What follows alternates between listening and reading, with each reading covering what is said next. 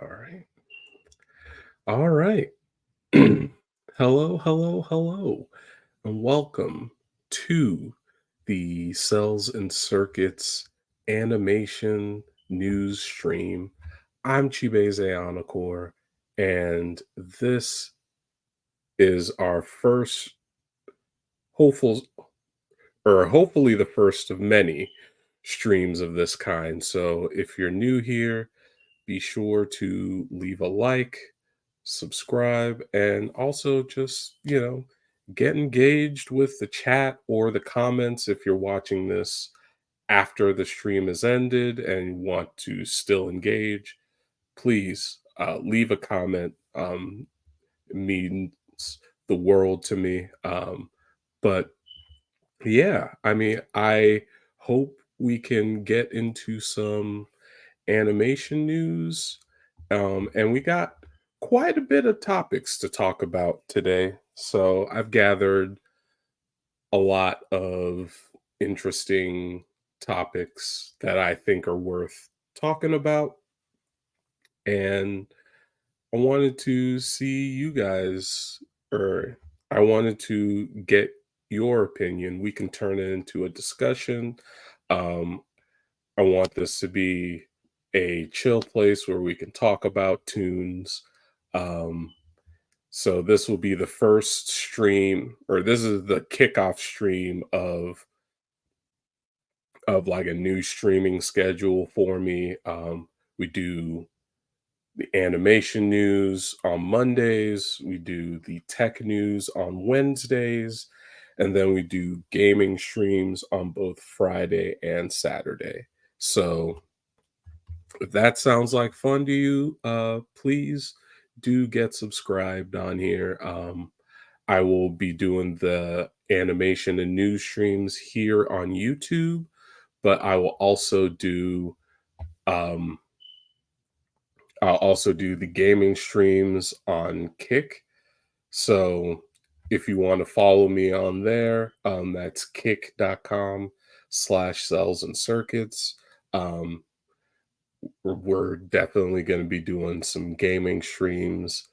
That's going to be a lot of fun, hopefully. So, yeah, I mean, without any further delay, we could just get right into the, or we could just get right into the animation news.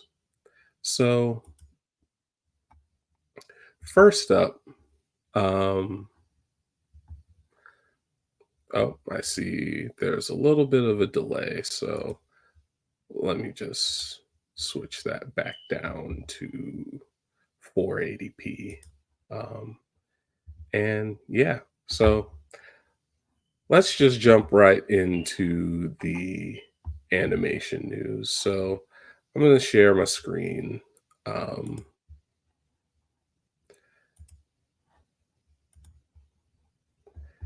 and so right now, we could talk about the new animation releases for September 2023.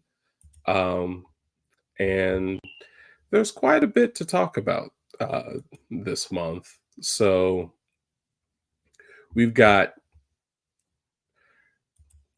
or I don't know if you can see this. Let me enlarge the font a little bit.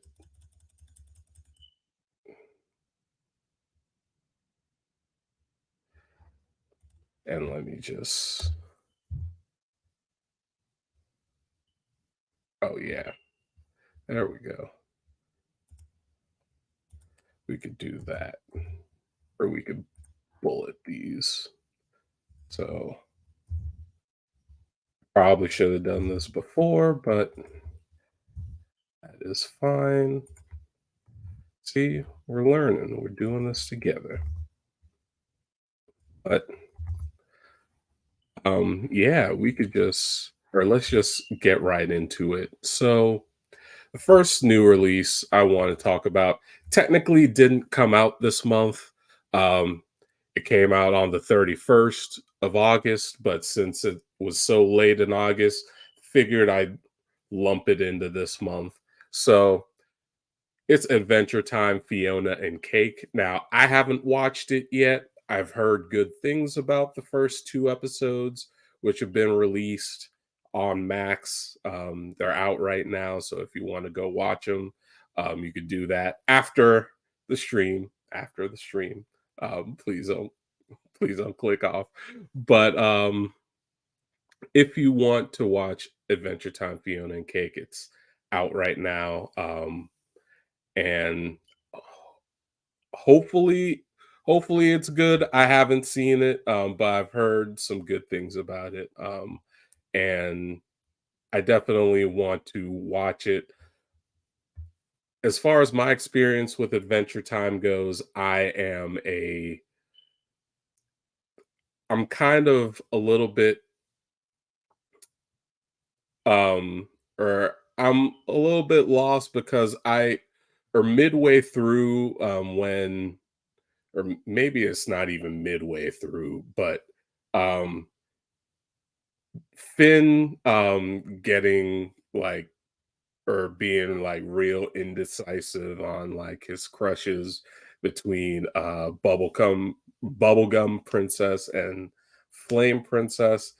Like it kind of ticked me off a little bit as a teenager, and I kind of stopped watching after that.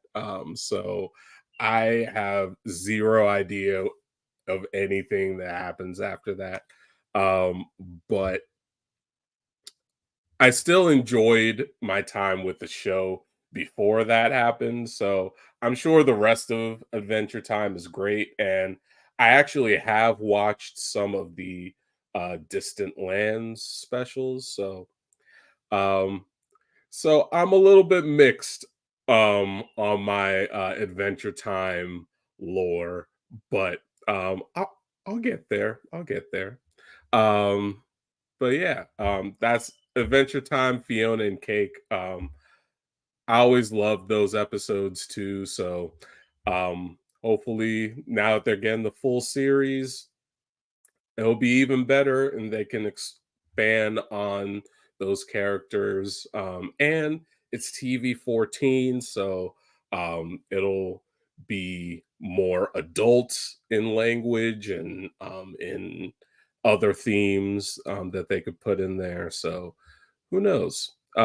Maybe it'll be great. Maybe it'll even be better than the original. Who knows? We'll see. So next up is Tiny Toons Looniversity. That comes out on the 8th. At least on Max, it does. If you're watching it on cable or on Cartoon Network, it comes out on the 9th at 9 a.m. Eastern time. So um that's where I'll be watching it at least. Because I don't have a Max subscription at the moment. But I'm really excited about Tiny Toons University. I did watch bits and pieces of Tiny Toon Adventures growing up, so I'm excited for Tiny Toons University. And from the clips I've seen, I think it's going to be a pretty good reboot. Much or hopefully they learned some lessons from the Animaniacs reboot and applied them here. Or maybe or maybe production on both has been going on at the same time, in which we'll see some of those like mistakes that were made in the Animaniacs reboot in here also. Um, but we'll see. And we're only a few days off from the premiere of Tiny Toons University. So we don't have much longer to wait for that. Um, and now our first anime release of the month. That'll be Fooly Cooly Grunge. That premieres on September 9th at midnight specifically. So technically on the 10th, but in terms of Adult Swim purposes, they market it as the 9th, so we're going with the 9th. So the 9th will be a pretty busy day, especially if you watch Cartoon Network because you got Tiny Toons University that I just said comes out on the 9th on Cartoon Network, and then also Fooly Cooly Grunge will come out that night at midnight. Um, and I've been or I haven't been like a Fooly Cooly stan. I think it's okay. Or I shouldn't say it's okay. Okay. The anime fans probably gonna jump out at me for that, but um I liked it. It didn't make or original Fooly Cooly didn't make any sense whatsoever, but I guess that's kind of the point. It's not supposed to. So once I just accepted that it's just not going to make any sense, um, I kind of just enjoyed it a little more. But uh, progressive or Fooly Cooly progressive and alternative, I think I liked, um progressive more, but maybe that's just me. There are gonna be some people who loved alternative more, but I think in terms of capturing or in terms of, like, capturing what Fooly Cooly kinda is, which even I'm not really sure of what it is, but, in terms of, like, capturing the essence of the original, I think Progressive did a better job at that. Um, Now everyone has a different opinion, so if you wanna leave yours on Fooly Cooly and, what it means to you um, and just your thoughts and your excitement, or maybe you're not looking forward to Fooly Cooly Grunge. I wanna I wanna hear your thoughts. What are your thoughts on the new Fooly Cooly seasons?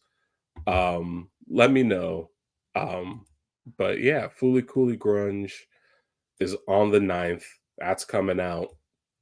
And then we also got the English dub of Attack on Titan, the final chapters, part one, which is a mouthful. But yeah, it's going to be airing on Toonami right after Fooly Cooly Grunge.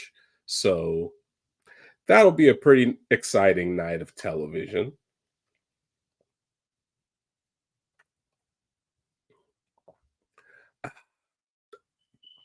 But yeah, that'll be a pretty exciting night of television. Um, Attack on Titan is one of the or most acclaimed anime series of all time, so it needs no introduction at this point. Um, Attack on Titan is Attack on Titan is Attack on Titan.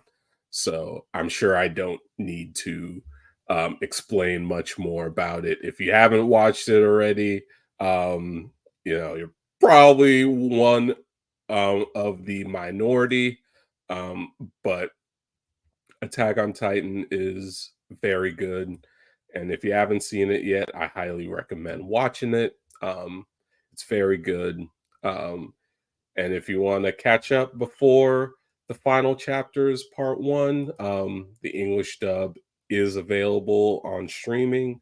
Um, so so you can catch up before this Saturday. And yeah, moving on from the anime releases back into Western animation, um, we're going with Young Love. That is coming out on the 21st.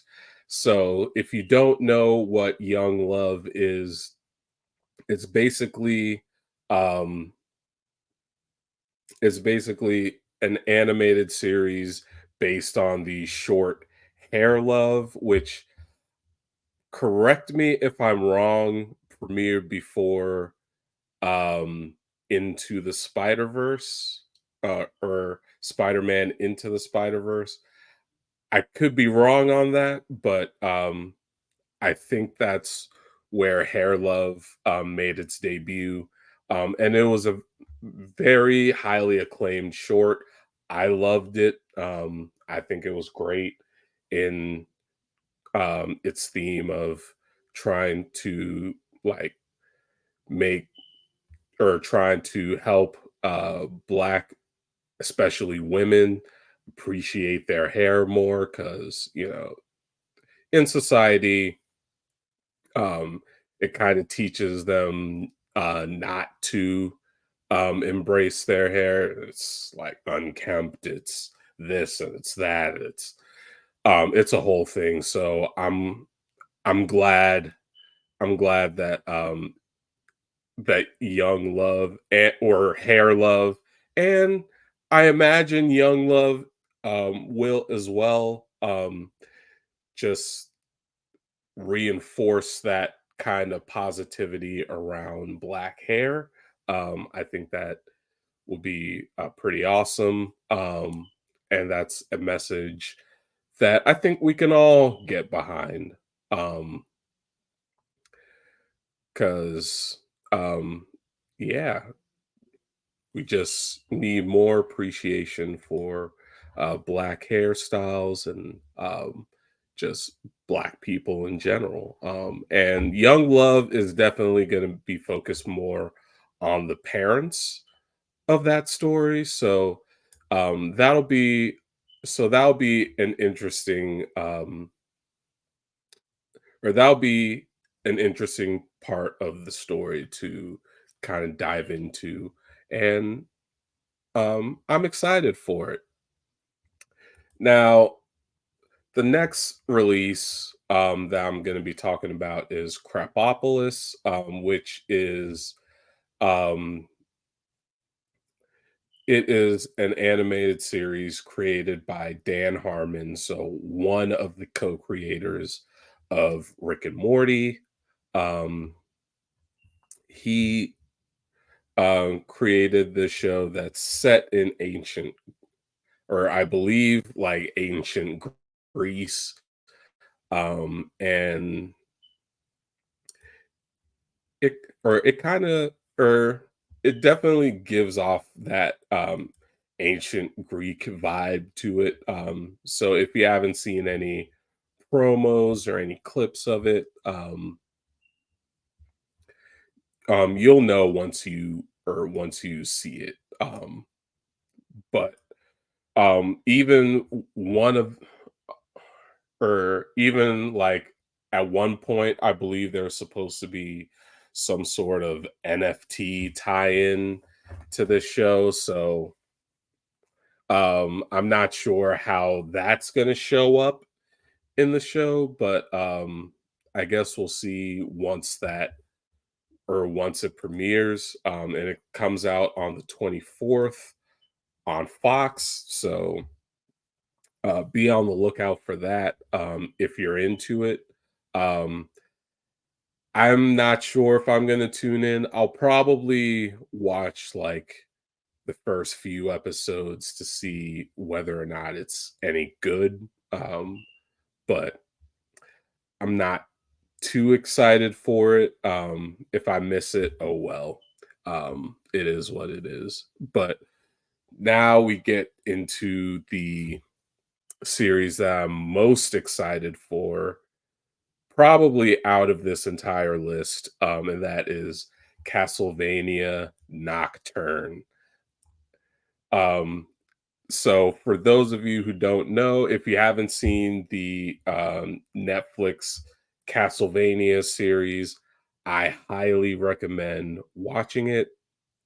It is so good. It is, I believe, 4 seasons. It is such an awesome series.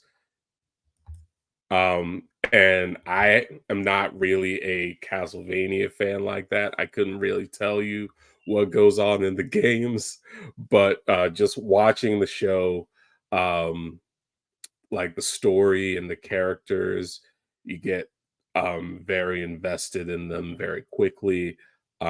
It's one of the or I would say it's probably one of the best, like, video game adaptations, that there is, but don't just take my word for it, go and watch yourself, and you have time, there's 24 days left until Castlevania Nocturne premieres on the 28th, so if you haven't seen, um, original Castlevania yet, I recommend doing that, it is a or I guess Nocturne is a sequel to that, so if you wanna get caught up before then, you have a few weeks to do so, so, um, definitely recommend getting on that. But, yeah, I believe that wraps up the, um or I believe that wraps up the new animation releases for the month of September. So let me know what you think of the new animation releases in September. Are you excited for any of them? If you are, let me know which ones you're excited for with or with a comment in the live chat um, or you can also, comment on any of the stream posts on social media. I'm always looking at social media, so I'll definitely uh, take a look at it if you post on there too.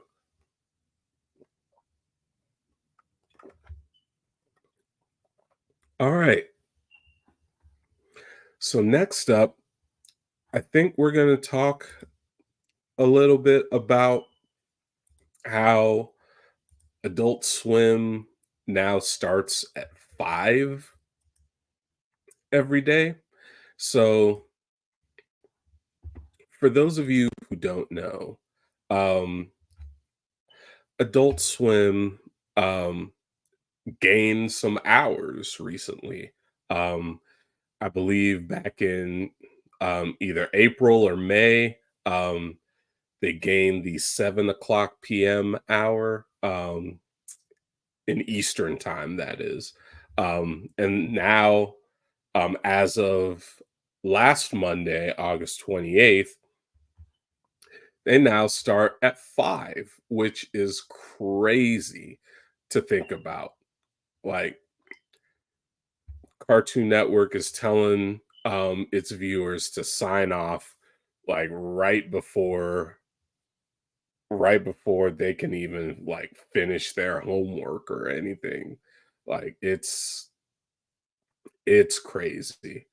Um and the the thing that started this whole 5 p.m. start time is a block called Checkered Past. So, Checkered Past is a block on Adult Swim that shows Cartoon Network shows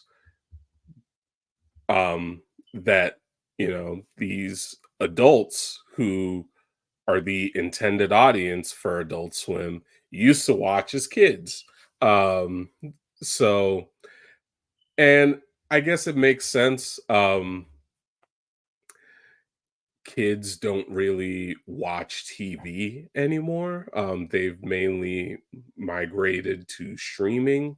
And they watch things like YouTube and TikTok and all these other kind of user generated platforms of entertainment, but also um they'll watch like proper streaming services like the Netflixes of the world or the Maxes of the world or whatever other streaming service like Hulu or anything like that. They've pretty much migrated over to streaming, like whatever form that takes. So So Adult Swim actually doing a block that caters to those people who have always been saying, "Oh man, I wish Cartoon Network would bring those previous shows that I used to love watching as a kid back." Well, I mean, there you go. Now you have a block of TV just for you. Um, 2 hours every Monday through Friday. Um, and then on Saturdays, Adult Swim doesn't really utilize the time in an interesting way. They just air King of the Hill reruns, which you can already watch on FXX if you want to do that while the sun's still out. So that's kind of boring, but the more interesting or another interesting way that that Adult Swim is utilizing the time that they recently gained is um, is the addition of Acme Night to Adult Swim. So, for those of you who don't know, this past or well, yesterday, um, yesterday, it seems like Acme Night um, became part of Adult Swim. Acme Night, for those of you who don't know, is a or was a Cartoon Network block that showed things like movies and tried to appeal to a more family audience, but couldn't really advertise to adults because it was part of a kids network. Um, so so um I get why Warner Brothers Discovery tried to move that under Adult Swim. And sorry. Whew. Because they want to be able to advertise to adults as well as children, but mainly adults because they're the ones who are going to be buying things.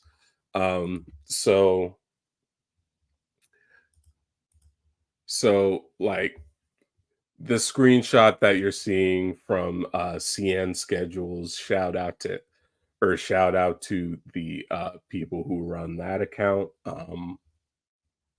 That's from Batman Forever, but it's playing with an Adult Swim screen bug.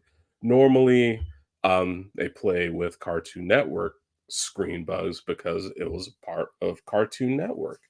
And we got some pretty wild moments from Acme Night as a block over the past 2 years because it was a Cartoon Network block, and so because they were mainly using the TBS and TNT prints of those movies, some of them have things like uh, sexual situations or like more mature language or or just like very more adult kind of themes and they'll have like the little Cartoon Network screen bug and people on the platform formerly known as Twitter would now say that happened on Cartoon Network, what? And it was always just a funny thing that a bunch of animation fans, including myself, would laugh and joke about. But now that it's on Adult Swim, it kind of loses that factor because it's Adult Swim, so adult themes are kind of the norm on Adult Swim. So it doesn't really or that kind of what that happened um kind of allure goes away with the move to Adult Swim. And so we could also talk about like what this means for Cartoon Network as a whole and whether or not the Adult Swim brand is being diluted because of all of these additions. Um, but what does this mean for Cartoon Network as a whole? Well, I'm not gonna sit here and say that it's a completely good thing that Cartoon Network is losing hours because, I mean, it's less hours that they could be showing programming to kids. But I mean, when your most active viewers are adults, I mean, you got to appeal to them somehow. And so it makes sense that Adult Swim would gain those hours. And really, what would Cartoon Network really be showing there? I mean, more reruns of Gumball or more reruns of Teen Titans Go? Like, there's not really a whole lot Cartoon Network could be doing with that time. Now, now some of you may think, well, they could have put Checkered Past as a Cartoon Network block, which yes, they could, but then they wouldn't be able to advertise stuff to adults. So that's why putting it on Adult Swim made the most sense.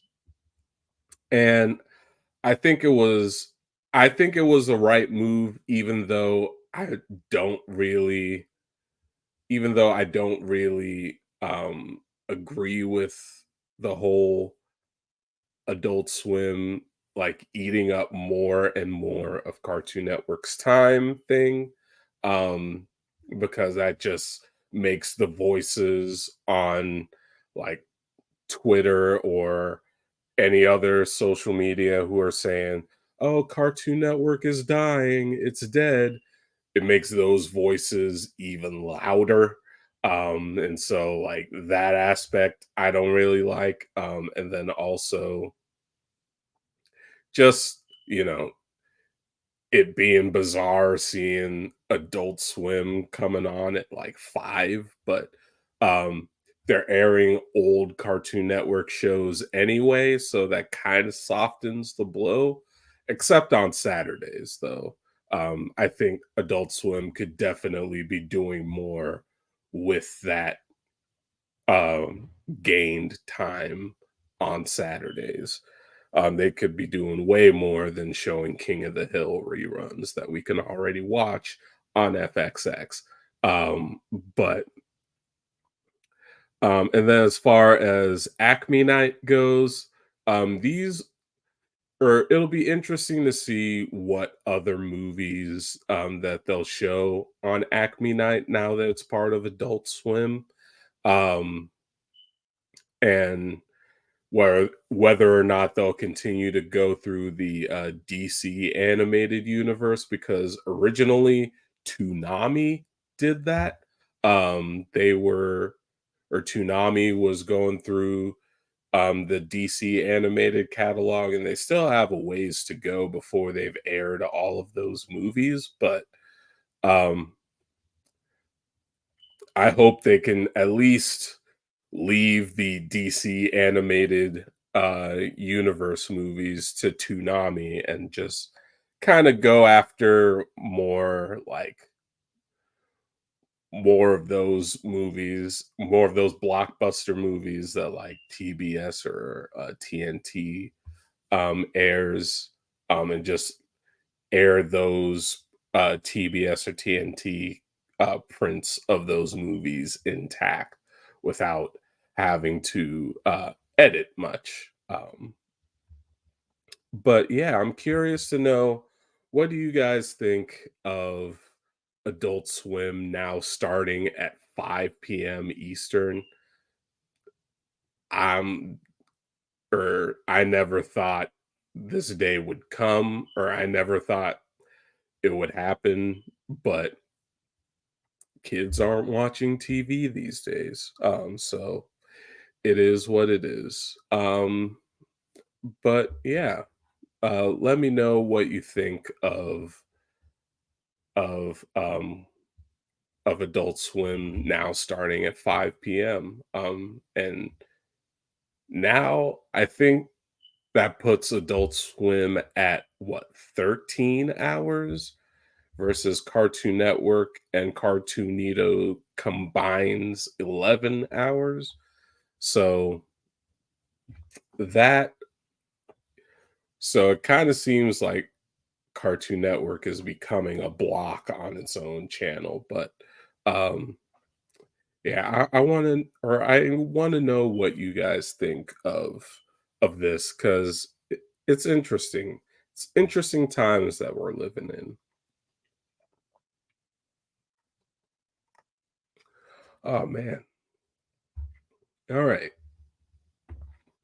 So, next up, speaking of Adult Swim, um we're going to move on to our next topic, which is Adult Swim turning 22 over the weekend. So on September 2nd, um, that was the date that Adult Swim launched back in 2001. Um, Adult Swim launched September 2nd, 2001. So it turned 22 on Saturday, which was the second. So I want to know what your favorite Adult Swim show is. Um, Adult Swim has aired quite a lot of things over the past 22 years, which is insane to think about. Adult Swim is almost as old as I am. But yeah, I want to know what's your favorite Adult Swim show that has aired throughout its entire 22-year history. It could be an original Adult Swim show. It can be an anime that is aired on either Adult Swim Action or Toonami. Um, it can be it can be something else that you've seen on adults, or what's your favorite, or do you have any favorite memories watching Adult Swim in the past 22 years? Definitely let me know in the chat. I want to see some responses in there. Um, for me, I would say my favorite Adult Swim shows, I mean, in terms of originals, I would probably say Primal is definitely at the top of the list. Really like most of the Gendy stuff. So Primal, Samurai Jack, Unicorn Warriors Eternal. Um, all of those would probably fill like the top slots of my favorite Adult Swim shows. Though I will say that um, Adult Swim has other original programming that I really like. I definitely love the Boondocks. Um, I love Black Dynamite. That was such a great show. It should have lasted way more than 2 seasons. And then as far as the Boondocks goes, people have been wanting a reboot of that so bad, and one almost happened. Um, but Sony kinda screwed over, JD Witherspoon, who wanted to play, the role of Granddad after his father, John Witherspoon, had unfortunately passed away. Um, it's a whole thing. You can look that up. I'm not going to or I'm not going to speak on that cuz this is not the video for that, but um yeah, the Boondocks honestly is just great how it is, well, with the exception of season 4. But even that one has like at least one good episode. Um so yeah, the Boondocks, um, really like that show. Still a modern classic. Um, and if you haven't seen it, definitely recommend watching it. Black Dynamite, I love watching. I recently watched it on Max when it was called HBO Max. It was, or still holds up to this day. And I wish it got more than 2 seasons. Um, What other Adult Swim shows? Oh, Mike Tyson Mysteries. How could I forget, or how could I have forgotten that one? Um, Mike Tyson Mysteries is definitely one of my favorite Adult Swim originals. It was created by Warner Brothers Animation, so or it was produced at Warner Brothers Animation. So one of the only shows, or one of the only Adult Swim shows produced by that studio. So it's or is a very good series. Um, Definitely takes a lot of inspiration from Scooby Doo. Um, it's basically a Hanna Barbera cartoon for adults. It's an honorary Hanna Barbera cartoon, in my opinion. And probably does more to respect the Scooby-Doo IP than the recent Velma series, though, um, it definitely had, or it's definitely not a, politically correct show, so if you're concerned about that, maybe that's not the show for you, but if you can handle, the kind of, like, um Family Guy-esque humor, of Mike Tyson Mysteries. It's a great show, and the quality kinda stays consistent throughout all 70 episodes of it, so highly recommend watching Mike Tyson Mysteries if you haven't seen it already. Um, let's see, what other Adult Swim shows, um, are are my favorites. Like, gosh, because they've produced so much over the years. It's crazy. Um, of course, or I'm actually really liking My Adventures with Superman. I recently just finished watching the finale, or the season finale of that show on Toonami. Um, I've made it a point to watch both Unicorn Warriors Eternal and My Adventures with Superman on Toonami, rather than their Thursday night premiere thing that Adult Swim um, has been pushing. But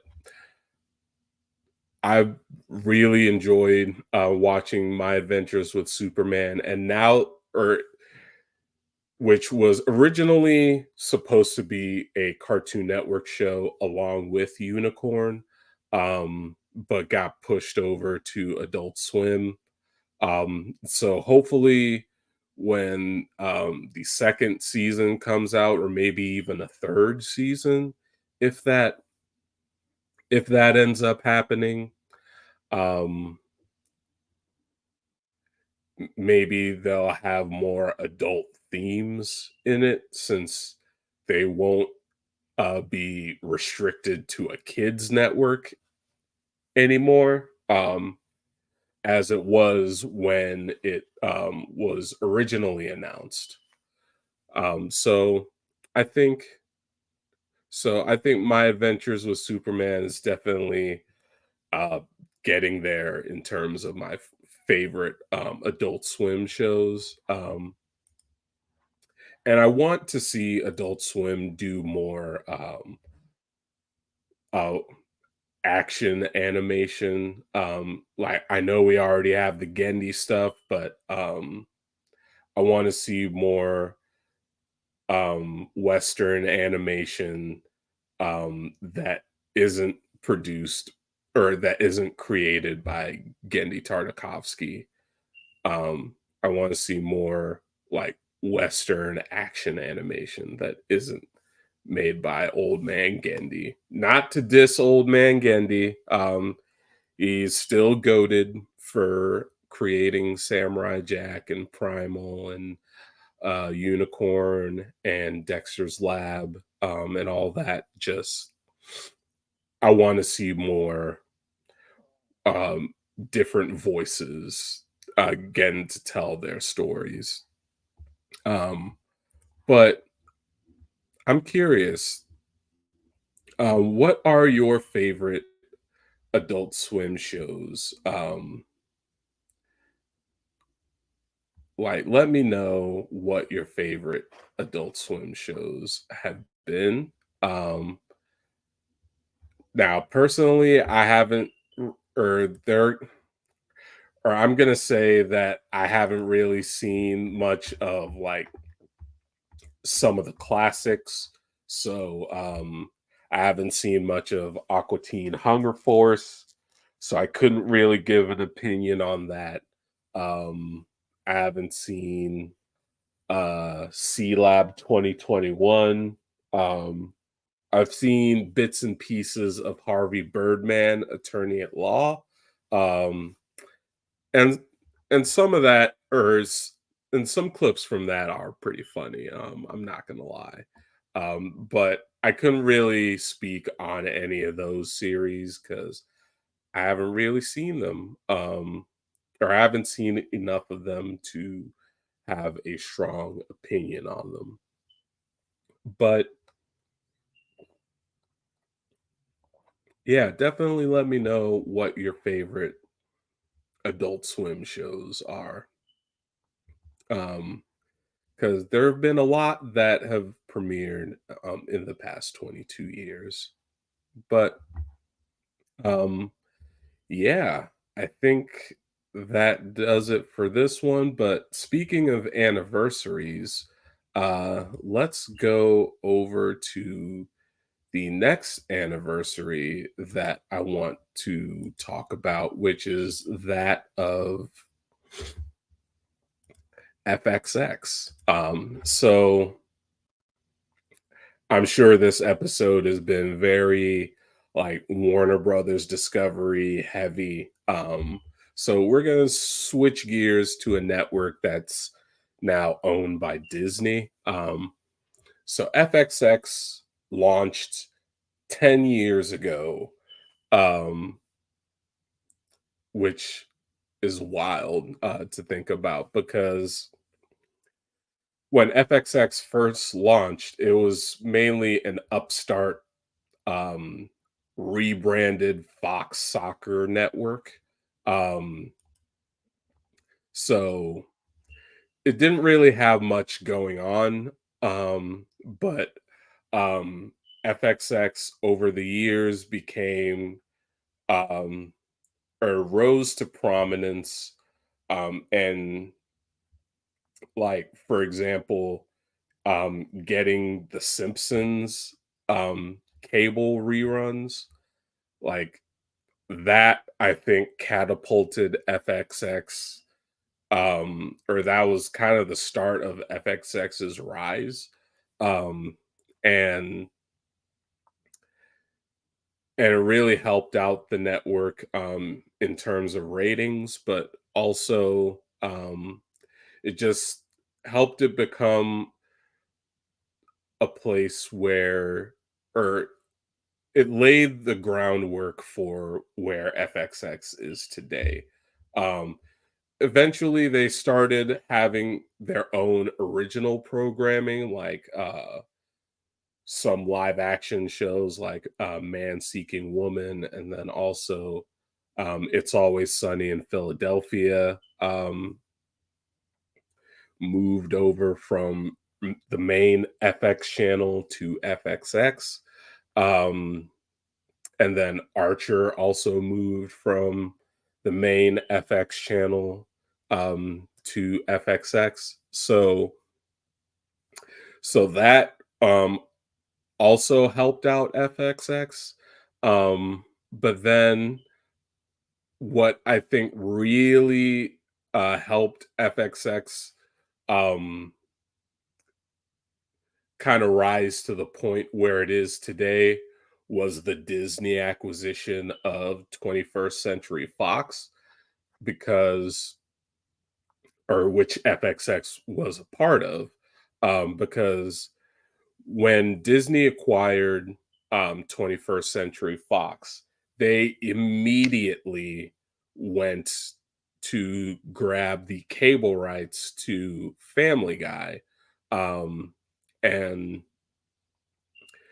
At first, we're only showing like a few of the newer seasons on a loop. But back in 2021, they gained the rights to the full library um, of Family Guy, and so now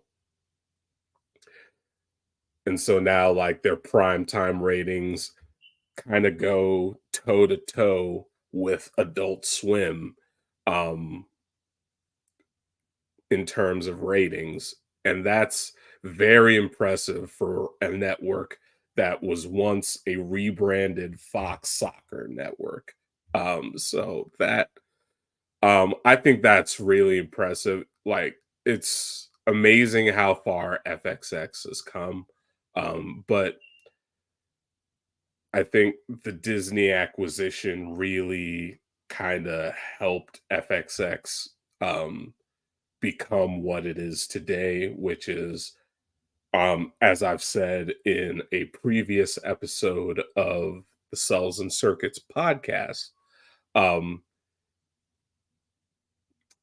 FXX is Disney's home or cable home for adult animation.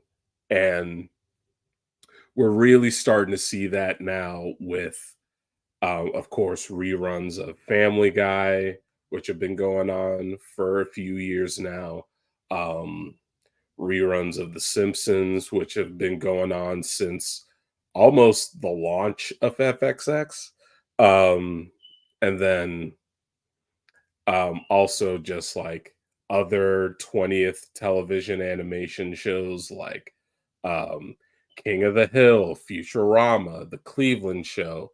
The only one that's the only one of the big ones that's missing is American Dad, and that's because technically TBS still owns the rights to that because they're footing the bill for new episodes of that show. And so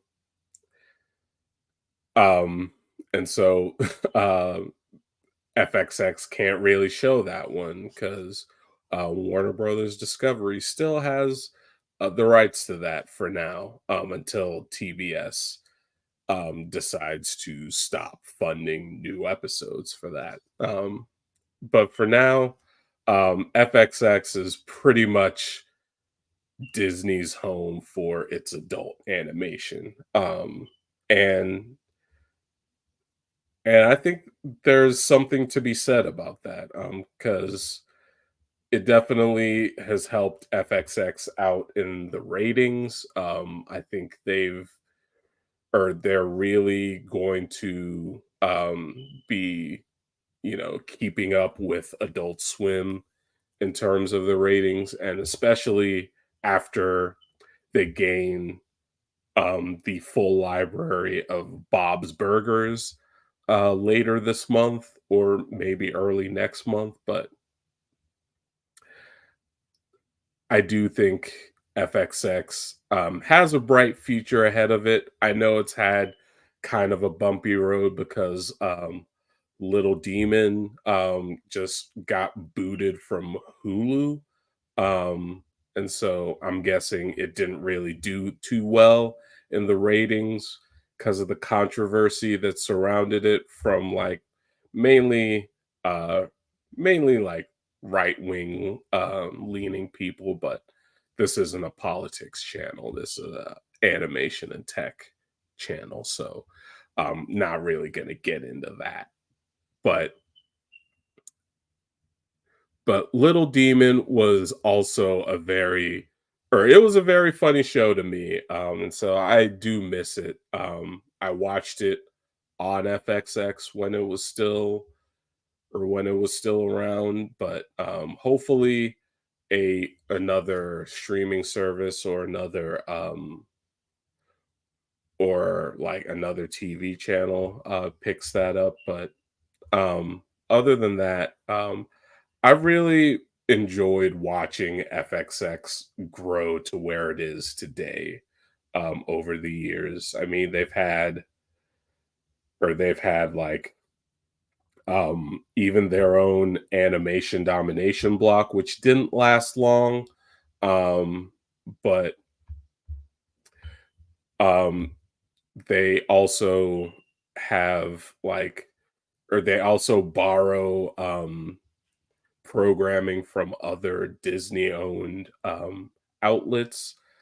Like right now, I believe they air Solar Opposites from Hulu on Mondays. And then also they've aired a couple of episodes of Freeform's Praise Petey um as of right now. So like they're really like positioning themselves as, hey, like, you want some adult animation, come here. We can give you that. And I think there's something to be said about that. And the ratings definitely show it. So yeah, let me know what your favorite FXX show has been thus far. Let me know what or just what you like watching on FXX if you have been watching the network or if you've been keeping up with the network as I have. Let me know. So, I think the last topic that I want to talk about is is the new Hayao Miyazaki film called The Boy and the Heron. Um, or you might have also heard of this film as as um as a Japanese title, How Do You Live? Um, ooh, s- excuse me, sorry. You might have also heard of this film as How Do You Live, which is the Japanese title of it. But once G Kids licensed this film, it had changed the name for the English release or for the international release of it. So um, the first teaser trailer comes out this week. I believe it comes out on September 6th. So um, I will definitely be watching that with closeness because it's been a while since Hayao Miyazaki released his last film. Um, I know his son, Goro, did Earwig and the Witch, which uh, that one was kind of rough. I'm not gonna lie. That Earwig and the Witch was kind of rough. I watched that on HBO Max back when the service was good. And oh man, that that film could have that film could have had some more time in the oven because it was not that great. And then it also ended very abruptly.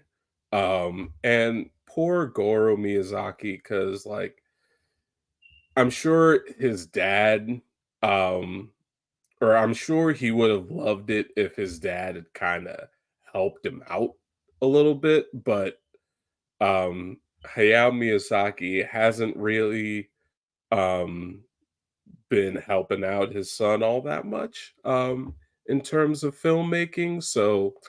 Um so like just being left to dry out from your dad, like not gonna hold you. That is kind of rough. In true anime dad fashion, yeah, Miyazaki left his son out to dry um for for Earwig and the Witch. But now that Hayao Miyazaki has come back from retirement, um, I don't know if you saw those air quotes, but hopefully this film will be good because there hasn't been any promotional material made for this film. It just released in Japan. And so now that Japan has gotten to see it, the international viewers, we get to actually have teaser trailers and a whole bunch of other marketing stuff for this film. So I'm excited for this film. If nothing else, um, it's just Hayao Miyazaki's next work. And I mean, he's already proven himself time and time again. So um, I'm gonna be very excited for this. Um, and maybe if you want to see a reaction to that trailer when it drops, let me know with a comment in the chat. But yeah, that is pretty much it. I think, I think that does it for all of the topics that I wanted to talk about. Um, and just to recap for those of you who are just joining the stream, um, we talked about many different topics throughout the stream. We talked about the new animation releases for September of 2023. We talked about um, Adult Swim now starting at 5 p.m. Eastern Time, which is insane to think about.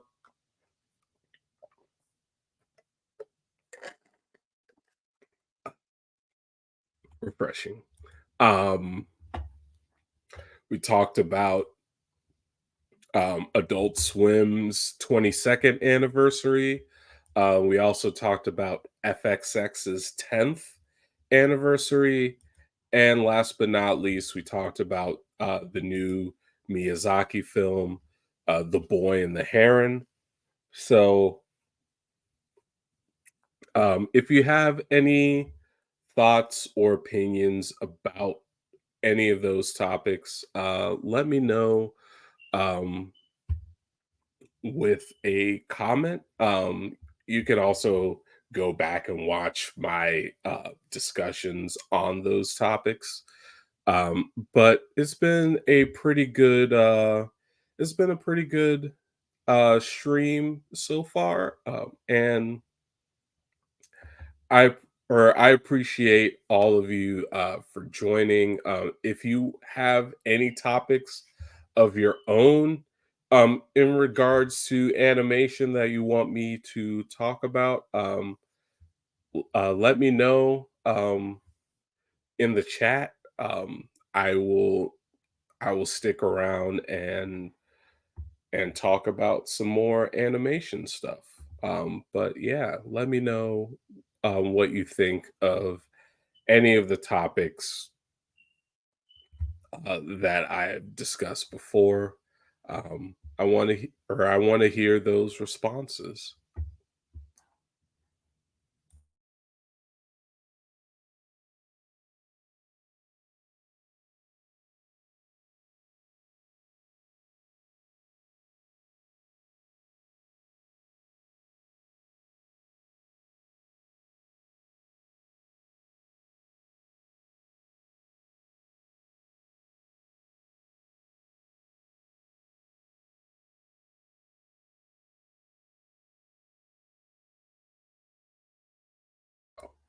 And actually, just to um,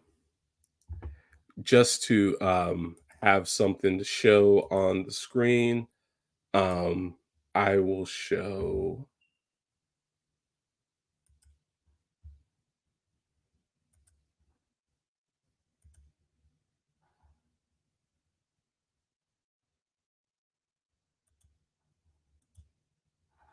Oh, yeah. Let me not do that.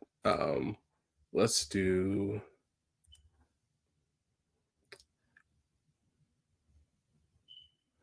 Let's see. Let's do this window. Um, or actually, let's just do a Chrome tab. So, if you want to talk about any of the new animation releases in September, we can talk about that again. But yeah, these are all of the new animation releases, at least that I could find. If I missed one, definitely let me know. Um, and we can get more into that. We can get more into that. But yeah, these are all of the new releases of animation. I've already talked about them and my excitement levels for each of them. So if you missed that, you can go back to the beginning of the stream for that. But let me know what your excitement is for any of these titles that I just mentioned. Because, I mean, that's a pretty good list. I'm not going to lie. Like Adventure Time, Fiona and Cake, Tiny Toons University, Fooly Cooly Grunge, Attack on Titan, the final chapters, Young Love, Crepopolis, Castlevania Nocturne being the big one. Um, or at least I think that's the biggest one. Besides Adventure Time, because that one's a pretty big IP too. But outside of Adventure Time, I think Castlevania Nocturne is the big one. And then Arsenal 473 says, always have loved Adventure Time, so I'm more interested in that. Yeah, I can dig it. Um, that has definitely been the most talked about animated series in the past week, which makes sense. I mean, after the Distant Land specials and after just the main series of Adventure Time, um like people have wanted more. And according to one of the creators or one of the people who worked on the show, um it seems like they wanted more Adventure Time, but uh or it seems like they wanted more Adventure Time over at Max, and Fiona and Cake just happened to fit the bill because they haven't really expanded on that story all that off or all that much, besides like the one-off episodes in the original series. So I'm excited for Adventure Time Fiona and Cake. I haven't watched it yet. As I said in the beginning of the stream, I don't have a Max subscription. I used to have a Max subscription, um, or it used to be a mandatory thing for me, but ever since Warner Brothers Discovery started removing content left and right, especially animated content, I was like, nah, that's it for me with my HBO Max subscription. And so I canceled it and really only ever resubscribe when there's an animated series that I really want to see. So I'm thinking I may resubscribe when Young Love premieres on Max, so I can kind of just knock out two birds with one stone and watch both Young Love and Adventure Time Fiona and Cake in one go. Um, but yeah, Arsenal, really appreciate the comment on Adventure Time. I'm excited for it too, even or despite not having seen a whole bunch of the original series. What I have seen, I've enjoyed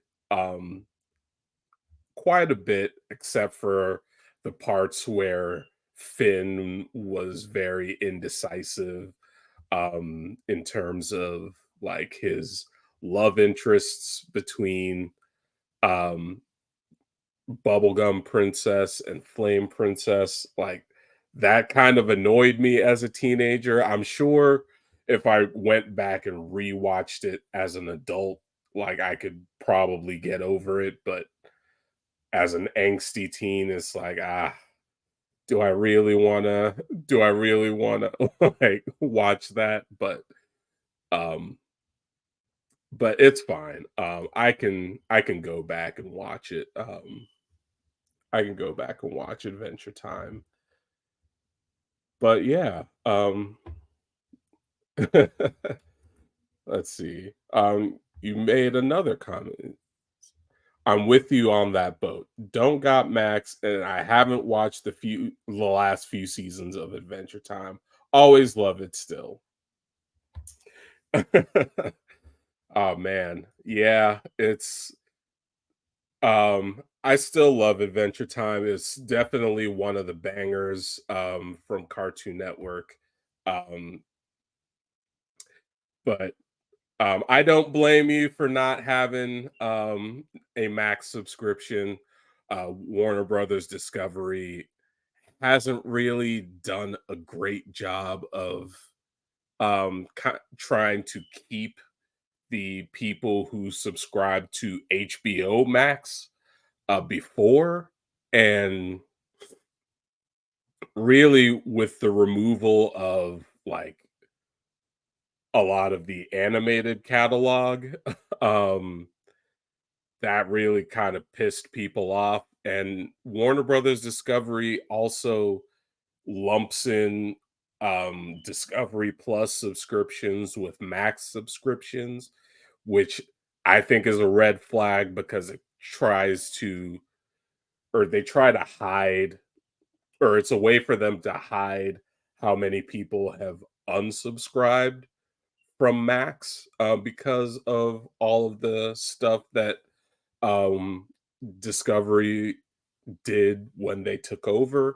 Um, but yeah, um, yeah, I don't blame you for not having a Max subscription. I truly don't. But yeah, I do love Adventure Time. And whenever it's on, I always watch it. But um, yeah. And you also said, and yeah, that love triangle thing was messy for me as a kid.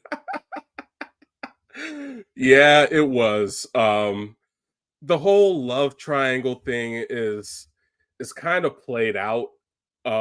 It's a kind of played out mechanic in TV shows. Um, I didn't like it when Adventure Time did it. I didn't like it when what was it? Was it Legend of Korra did it? I didn't like it when Kids on the Slope did it, and that was a Watanabe anime. And for those of you who don't know, like I am a Watanabe anime junkie. I love like Cowboy Bebop, Samurai Champloo, Space Dandy, Carol and Tuesday. Like I love all of those shows. And so like when when Watanabe or when Kids on the Slope did that love triangle thing, I hated it. I don't hate the series Kids on the Slope. I just hated that one particular aspect of it because I think it's just so played out. I think love triangles are just played out. Maybe that's a me thing. Arsenal, I don't know if you agree with me on that, but maybe love triangles are just a played out thing. Um or that's what I feel. But oh man, yeah, the love triangle thing, it was super messy for me. And that's kind of why I trailed off on Adventure Time as a kid, but I'm sure if I watched it as an adult, um or I'm sure if I watch it as an adult, I won't really care all that much because so much time has passed. But just as a kid, I was like, man, just pick one and stick with her, uh, but yeah, do any of these series stick out to you other than Adventure Time? I know I know Adventure Time is the big one um out of this bunch, outside of maybe Castlevania. But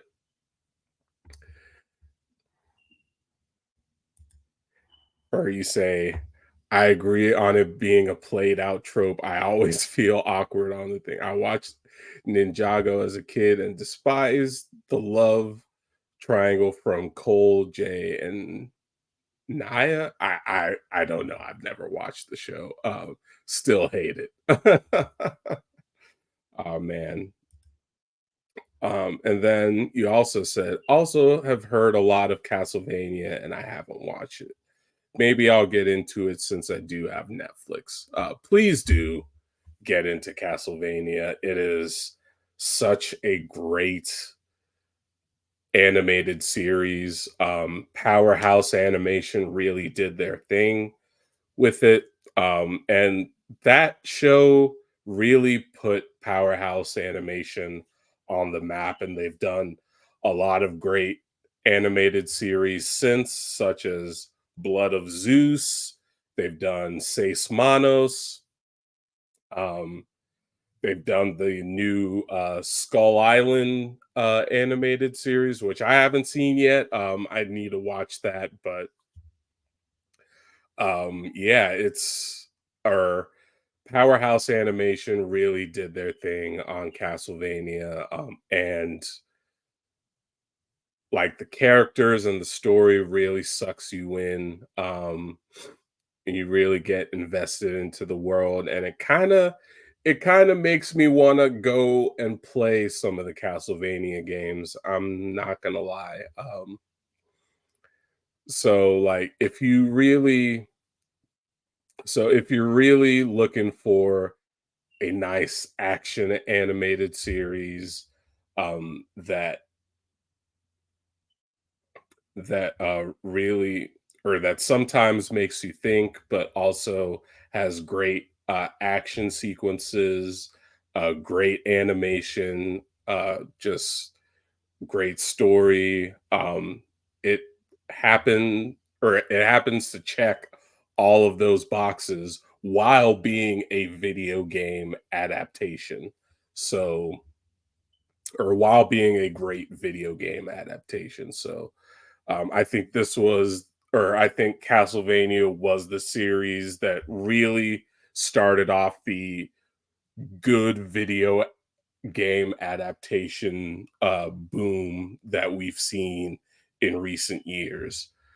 Like Castlevania blazed that trail. So yeah, definitely recommend watching Castlevania if you haven't seen it yet get to get caught up for Castlevania Nocturne coming out on the 28th. And then you also said, did watch Seis Manos, and I'm still waiting for a second season.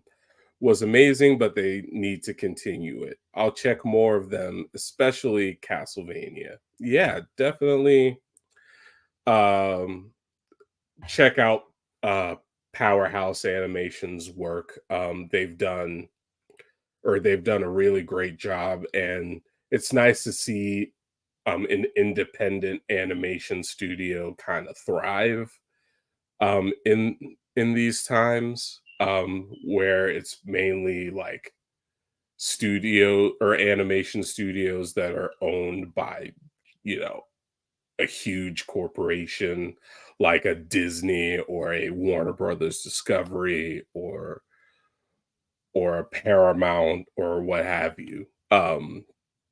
So like seeing Powerhouse Animation just rise up through the ranks and just build build a reputation for itself, starting with Castlevania, but also with the series that followed it. It's been really nice. So, I mean, while you're waiting, or I'm not sure if Seis Manos will get a second season. I think Netflix has kind of moved on from that series, but you could watch other Powerhouse animation shows like Blood of Zeus, like the new Skull Island series.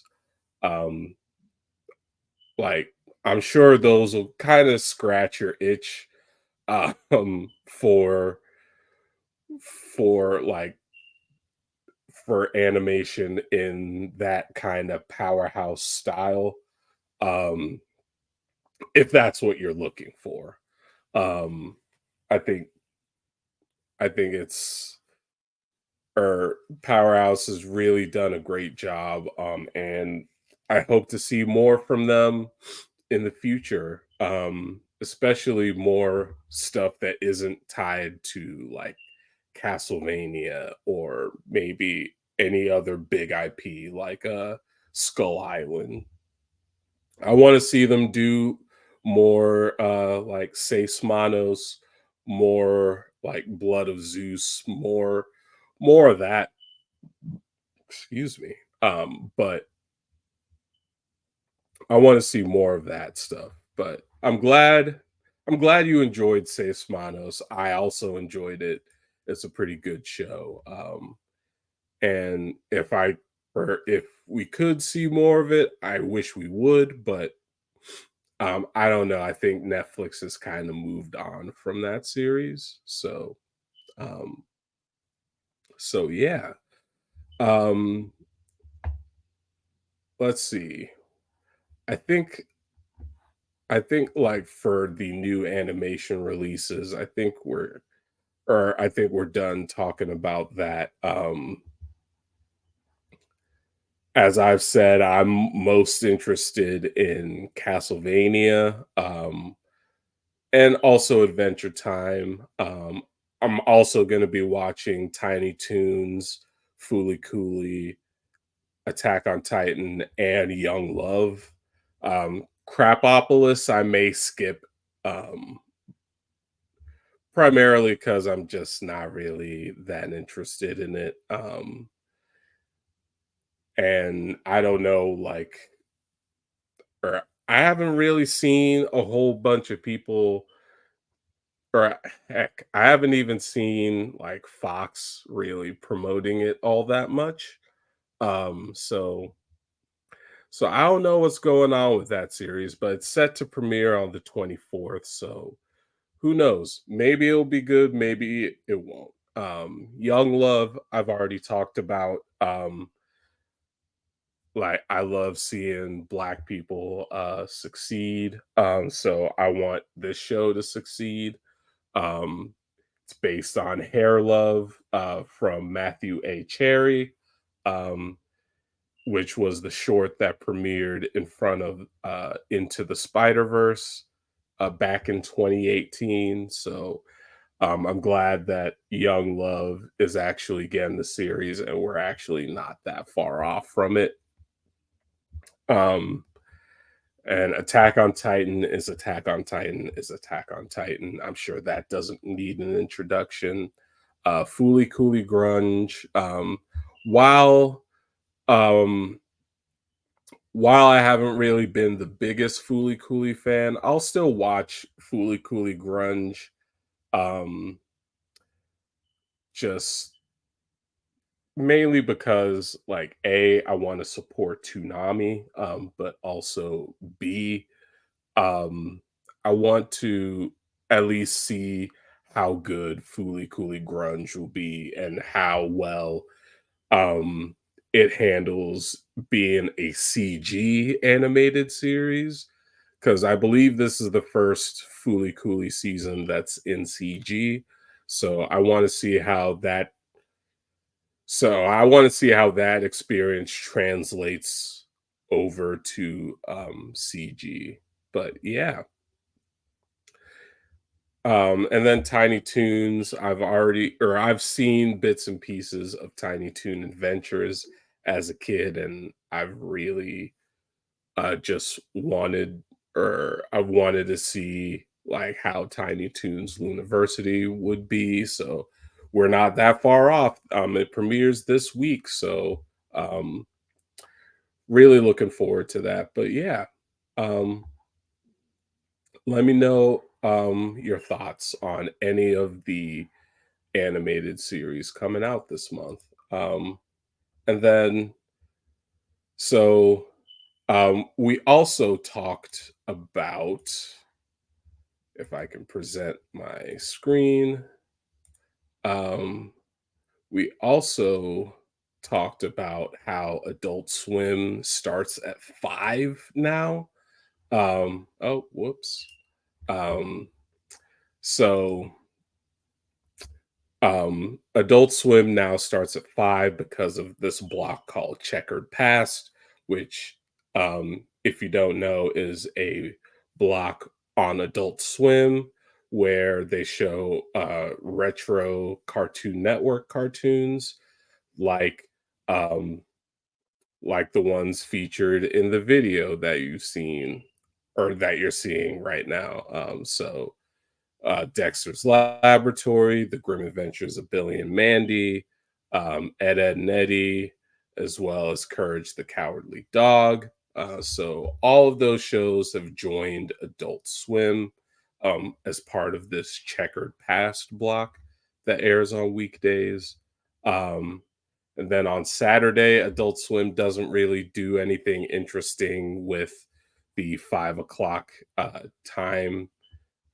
They just pretty much spam King of the Hill reruns. So that's not really too exciting. But then on Sundays, they actually have um, acquired a block from Cartoon Network called Acme Night. Um, so so Acme Night is a or was a Cartoon Network block that was aimed towards families. It was showing like a lot of these blockbuster movies, like uh, Ready Player One aired on the block. Let's see what else. You had things like the Oceans movies, which I'm really surprised aired on Cartoon Network. That led to some funny moments as well as Ready Player One, but um, it's just some, or there have just been some fun times that have, or some great, what, that aired on Cartoon Network kind of moments that a lot of animation fans on Twitter have been talking about, and I think it's both a good thing and a bad thing that Adult Swim starts at 5 now.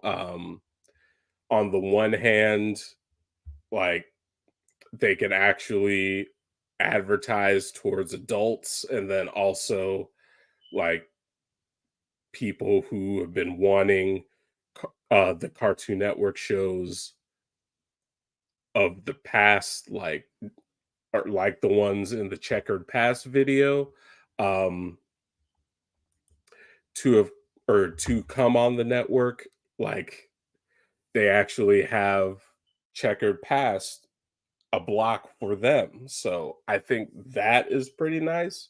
But the downside to it is that now we have people saying like, um, oh, Cartoon Network is dying, it's dead. Um, like, see, they're losing even more time to Adult Swim, which yes, they are, but also Checkered Past is pretty much just Cartoon Network cartoon, or old Cartoon Network cartoons. So, I mean, they kind of lost the time, but they kind of didn't. But also with Acme Night, does, or there comes the question of, does Acme Night kind of dilute the brand of Adult Swim? Because Adult Swim has always been known for its kind of um, its weird humor. It's like kind of out there humor, and adding like blockbuster movies to Adult Swim kind of makes it seem more like normal, but Adult Swim kind of needs to attract more normal people, in my opinion. I just don't know if this is the way to actually do it, but I guess it is a quicker way of doing it. Now, Arsenal, you said that's quite neat that they now start at 5. I was having a conversation with a couple of coworkers yesterday about old CN or Cartoon Network cartoons. So surprising to hear of this block. Yeah. So Checkered Past. Let me go back to the Checkered Past post. Um, so Checkered Past, it seems like the kind of block for your coworkers. Um, it's specifically marketed towards adults as after work cartoons. So I think that's perfect. They have a block that they could actually go home to and watch after work for a relaxing time. And I think that's kind of the point of Checkered Past, and it also kind of speaks to the longevity of these old Cartoon Network cartoons, because people have grown so attached to them. They're the most they're definitely the most recognized cartoons that Cartoon Network has ever produced. I think, besides maybe like the Powerpuff Girls, which, or at least the classic one, not the 2016 one, which I'm sure the classic Powerpuff Girls will eventually be added to the block. But for now, so far, I like Checkered Past. It definitely gives out, or you know that you're watching an Adult Swim block, because they're or because the atmosphere of Checkered Past is basically like, think classic Adult Swim bumps, but with Cartoon Network characters inserted in them. And I think that's kind of the right atmosphere to have. It brings that relaxing feeling towards the block. It brings that kind of just it brings that yeah, relaxing feeling. It brings that kind of that familiar Adult Swim feeling that you know and love, to the block, even though they are essentially airing Cartoon Network cartoons. Um, so yeah, definitely check out Checkered Past if you haven't. It airs weekdays at 5 p.m. Eastern time. So right after work, if you live here on the East Coast.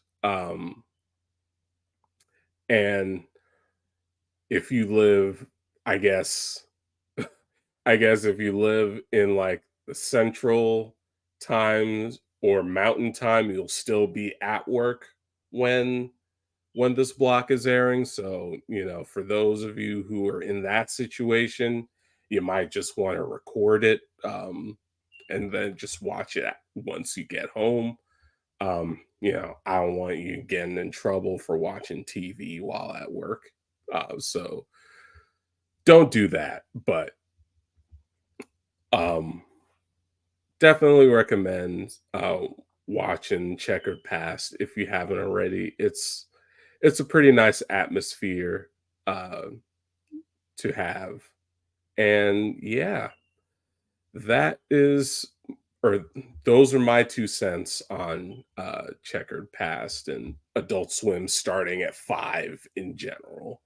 Um, it's good for Adult Swim, kind of a mixed bag for Cartoon Network, as a whole, um, but it's definitely good for Adult Swim that it's gaining hours. I just want them to do more interesting things with those hours, outside of just Checkered Past. Um, so yeah. And then next up, we will talk again about um Adult Swim turning 22. So yeah, Adult Swim is now 22 years old. Um, if you don't know, it turned 22 over the weekend, and it's been it's been a it's been a wild 22 years, for Adult Swim. I've already talked about my favorite Adult Swim shows, um, but I want to hear yours. What are your favorite Adult Swim shows? Let me know, um, in the comments or in the chat. Um, but yeah, um, and then we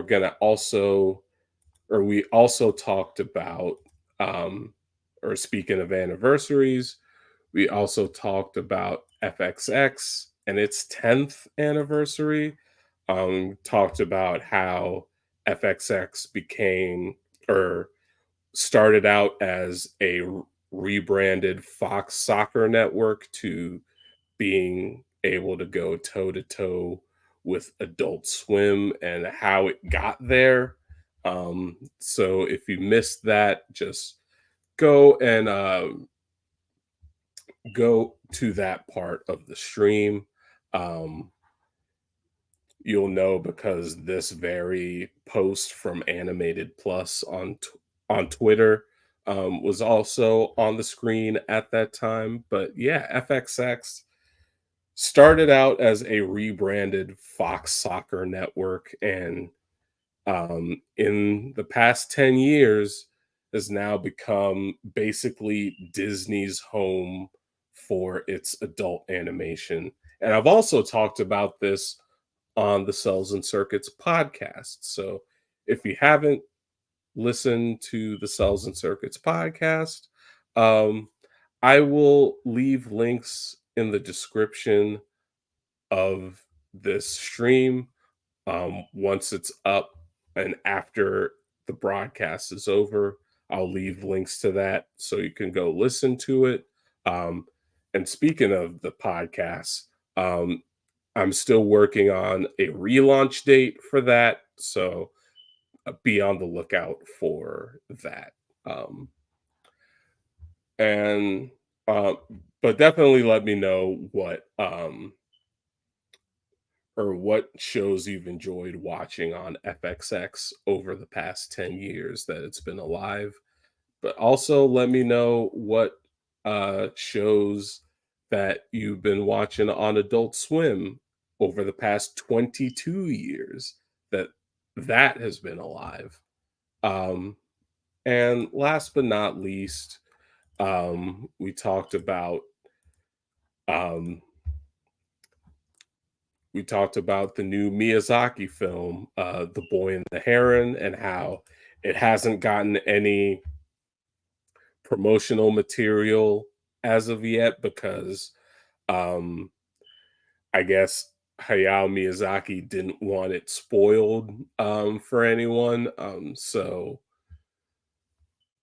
And also kind of wanted to see how it would do without any promotional material being released for it. But now that The Boy and the Heron, or as it's called in Japan, How Do You Live, has been released in Japan, now that leaves the international team at G Kids to finally have some promotional material to show and to actually market this film because to be honest, I don't really think there'd be much of a turnout if they didn't, or if the international release was treated the same as the Japanese release was, with no marketing material whatsoever. So I'm excited for this teaser look at The Boy and the Heron. I haven't really seen anything because they haven't released anything in terms of marketing for this film. So let me know your excitement level about it. I been a huge Miyazaki fan, as I'm sure most people are. When you think anime, like Studio Ghibli is probably the most mainstream anime studio that there is. So let me know what your favorite works from Studio Ghibli or Hayao Miyazaki have been. Mine is definitely Princess Mononoke. I love Princess Mononoke. It's one of the films I come back to a lot. Um, and I just enjoy I just enjoy watching it. It's definitely the most mature of Studio Ghibli's movies, but if you've seen if you've seen it, then you know what a quality film that is. If you haven't seen it, highly recommend watching it. I believe the Studio Ghibli films are on Max here in the US. If you're watching the stream internationally, it's on Netflix, or all of the Studio Ghibli films are on Netflix. So definitely watch them there. But I'm really hyped for The Boy and the Heron, and I want to see this teaser that's coming out on Wednesday. But yeah, those are all the topics we talked about in this stream, and that's pretty much gonna do it. Let me know what your thoughts are on any of the topics that I talked about.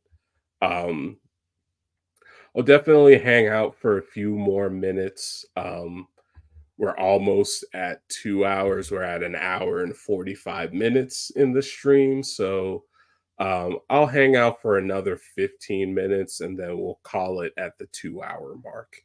Does that sound good? Um, I think that sounds good. So yeah, I'll definitely hang out for the next 15 minutes. If you have any topics in animation that you want me to talk about, I can I can also talk about those in the stream as well. But yeah, definitely want to hear your thoughts on any of the topics that we talked about, or bring your own topic.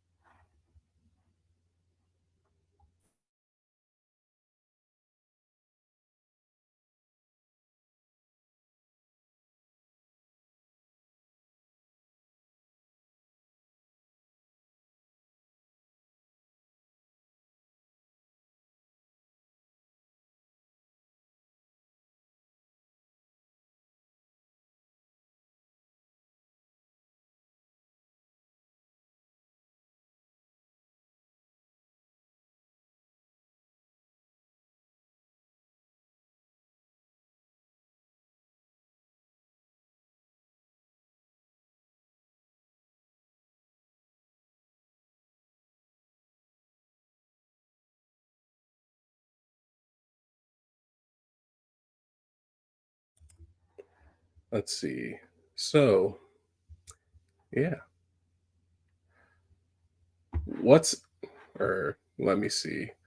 So, Arsenal, you asked, what's interesting on Young Love? So, Young Love is a series that, or in my opinion, the interesting thing about it is I want to see how well, um,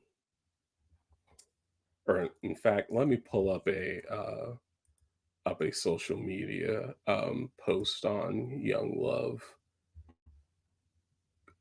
because I or it's interesting that you asked that because Young Love is a um, is a series um, that I've wanted to see because it basically dives into, or at least with Hair Love, it dives into like the acceptance of black hair, and because that's been a topic that has been um or it's been a well discussed topic in recent years, because like black people, especially black women, have been told, oh, that their hair is unprofessional and um that it's like unkempt and that it's all of this negative stuff. It's had a negative stigma attached to it.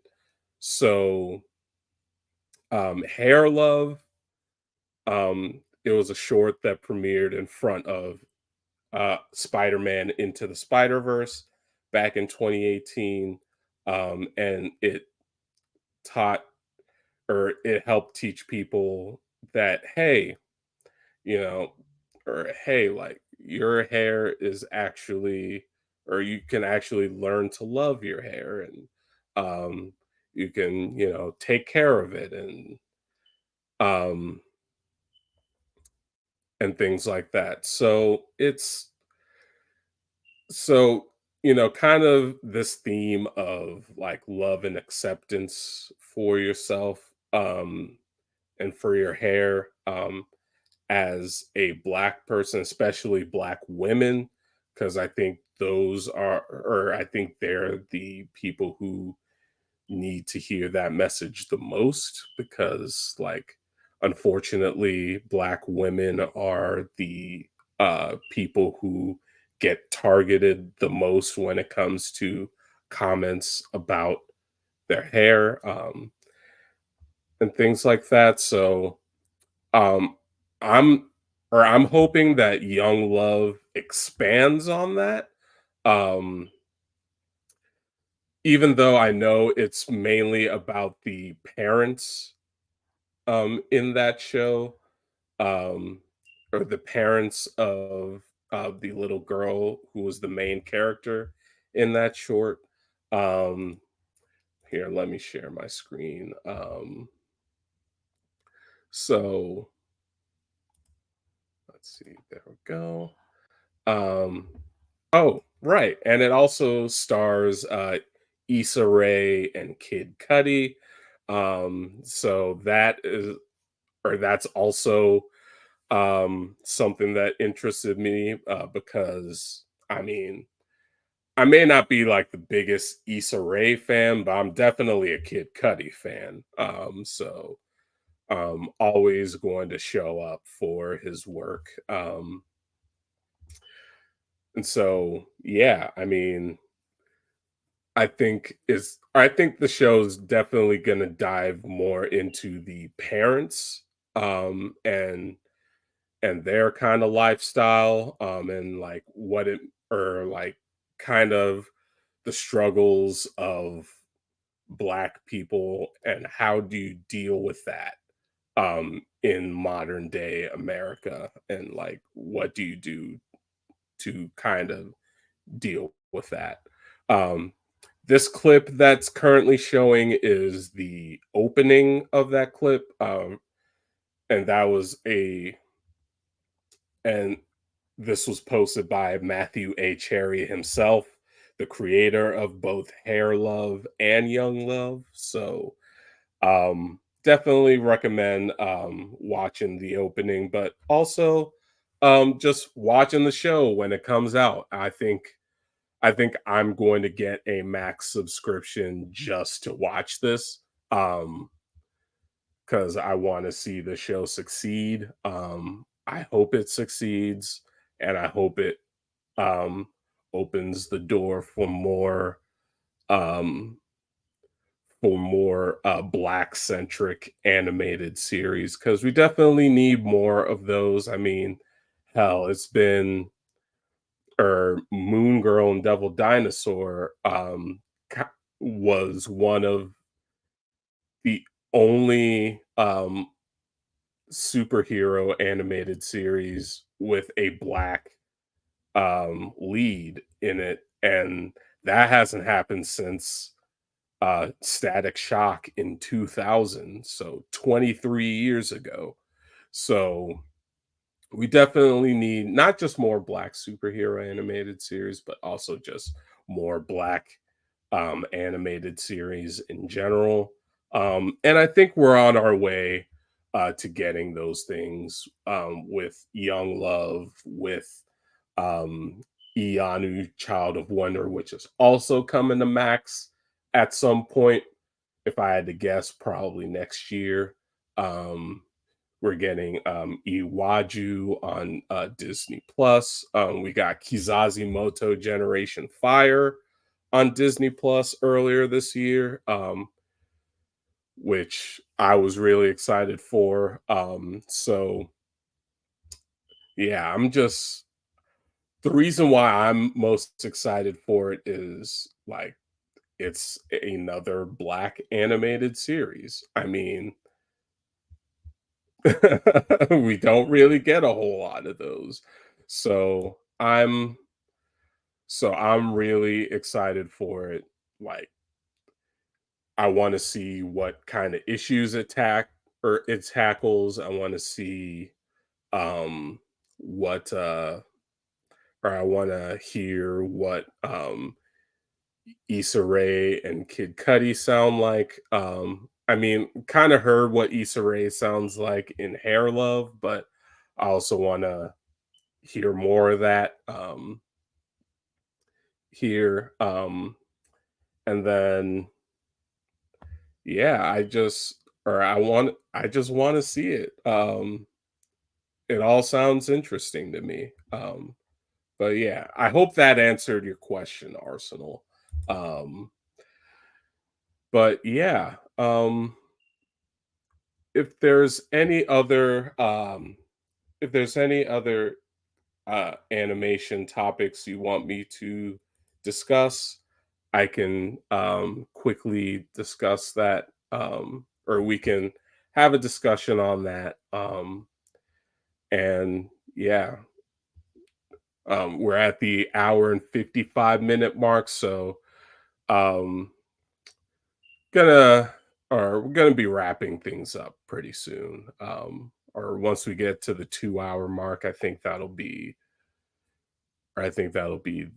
a nice ending point for the stream. And we can call it. So yeah. If you have any other animation topics that you want to discuss, or that you want me to shout out, let me know. Or they don't even have to be anything that I talked about. If there's something in animation that you want to talk about, um, I'd be glad to talk about it if I know anything about it. But yeah, we'll or just want to have a chill conversation about cartoons. And anime, don't discriminate here. So if there's even if it's anime related, we could talk about it here. I don't discriminate between Western animation and anime. Like I love both. So yeah.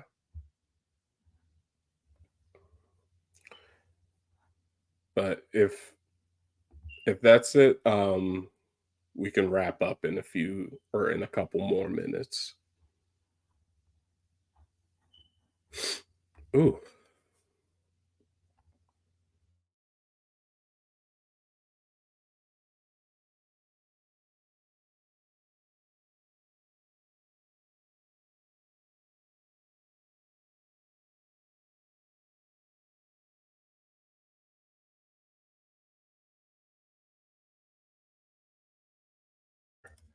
I'll leave the Young Love clip um, on the screen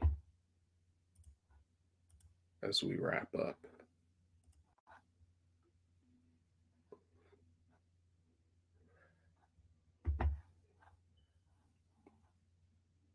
But yeah, any other animation topics that you want to discuss, let me know in the chat. I'm definitely all ears. Let's see. All right. Arsenal, you said I've been seeing some Lupin the Third.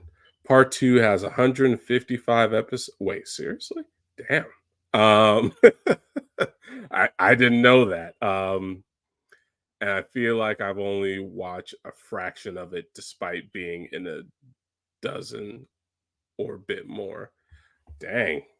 I didn't know Lupin the Third Part 2 had 155 episodes.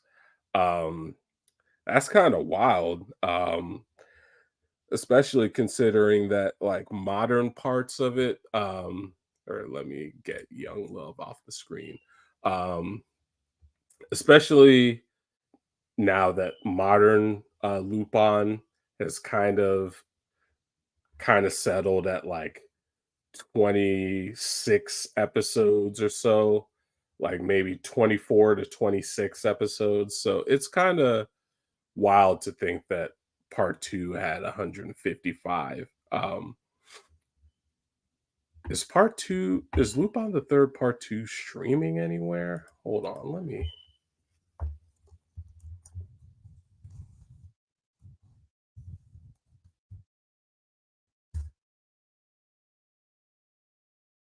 Let's see. It's on Crunchyroll,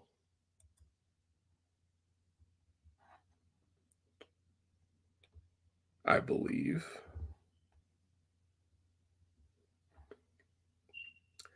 Yeah, Lupin the Third Part 2.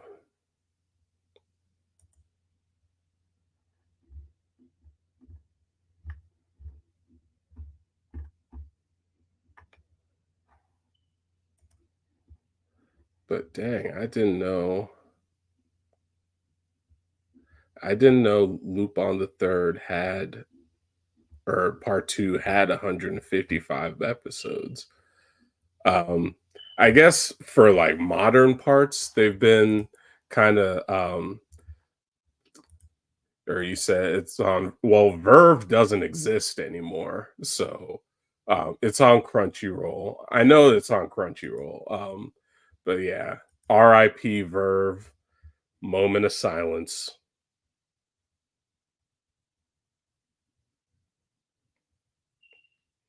Okay. Yeah, RIP Verve. Um,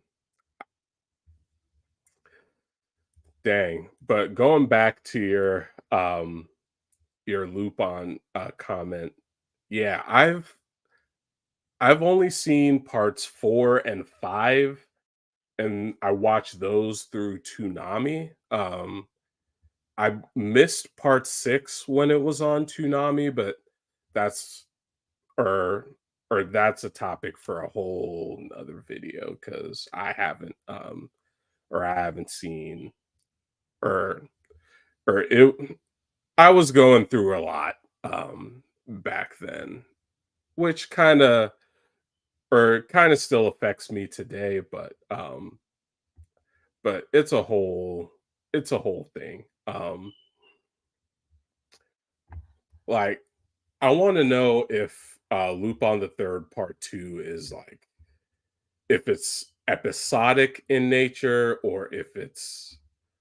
um or if there's really a storyline because in modern parts like parts 4 and 5 at least because those are the only ones I can speak on. um there's been like there's been a storyline in those parts. So I want to know if part 2 is more episodic, which would make sense. But I just want to know. So I guess I'll just need to watch it to find out. But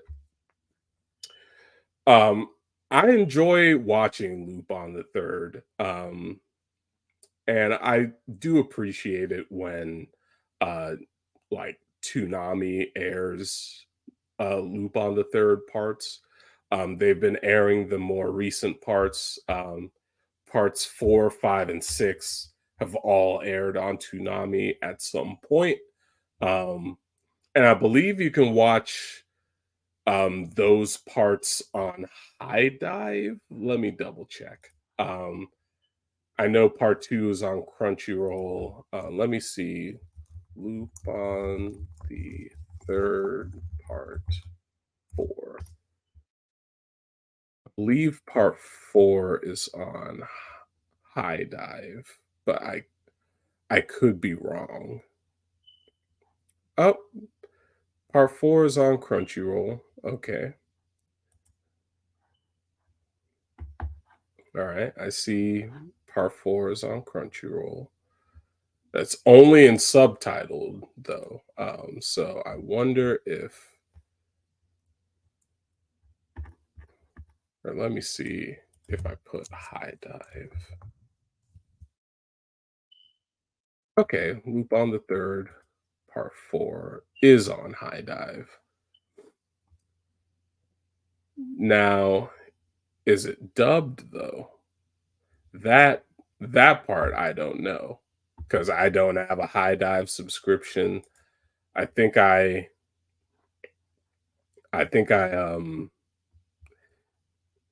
or my like my High Dive subscription kind of ran out after Pantheon got canceled or I just I just canceled it or I let it lapse. And yeah, part 4 and part 5 are both on High Dive, as well as part 6.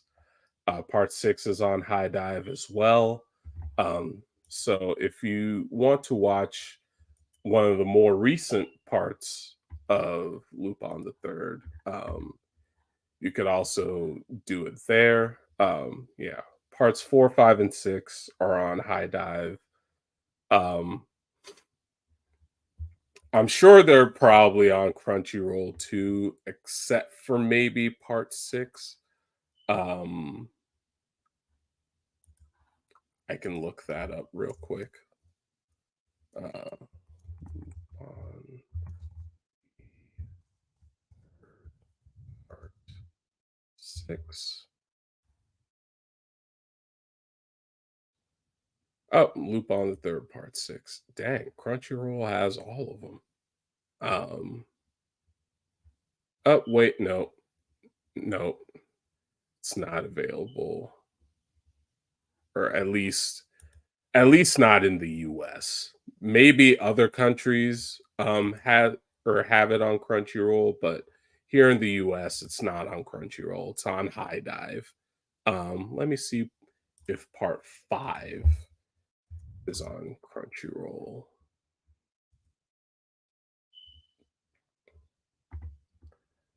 Part 5 is on Crunchyroll, but only in subtitled form. Okay. So yeah.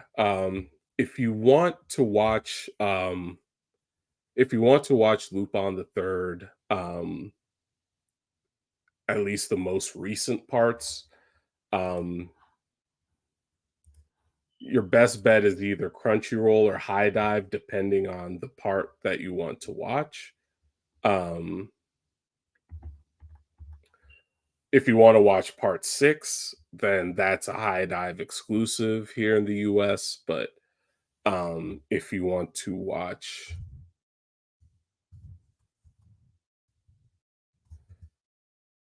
to watch like parts 4 and 5, or even part 2, um oh wait, part 2 is also on High Dive. So yeah, if you want all of the Lupin the Third parts, part 3 is on here, part 4, part 5. So if you want all of them, High Dive is probably your best bet, at least here in the US. But um let's see. You said I like to see parts from beginning to end, but I don't mind not having to see part 6, cause since I have over 100 episodes from part 2, which is fair. That is fair. Yeah, you got a long way to go. So I mean, you got time. But Arsenal, let me know in the chat. Um is part 2 episodic, or is there a linear storyline to it? Because I'm interested in it. I've only seen the more recent parts. Um, I haven't seen anything, or I haven't seen anything before part 4.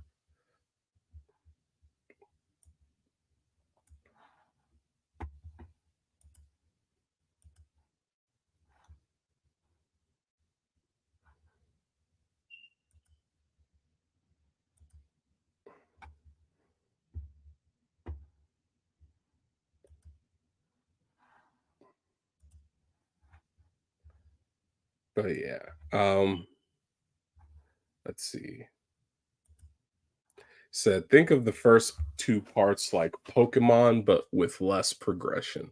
Okay, so there is a storyline, but they kind of just slowly get into it. Um, okay, I could see that. Um,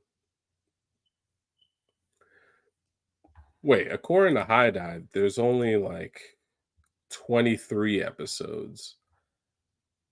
So I guess maybe it's a little bit faster in, excuse me, in part one, but part two, they can kind of take their time since they have 155 episodes uh to cover. But yeah, I'm interested in seeing more of Lupin the Third because I want to see how it compares to modern Lupin the Third. Because modern Lupin the Third like actually has a story that they're actually that every episode works towards in some way, shape, or form. But there's also something to be said about episodic series. So, or I mean, I grew up on things like Cowboy Bebop. So I can definitely appreciate a more episodic series.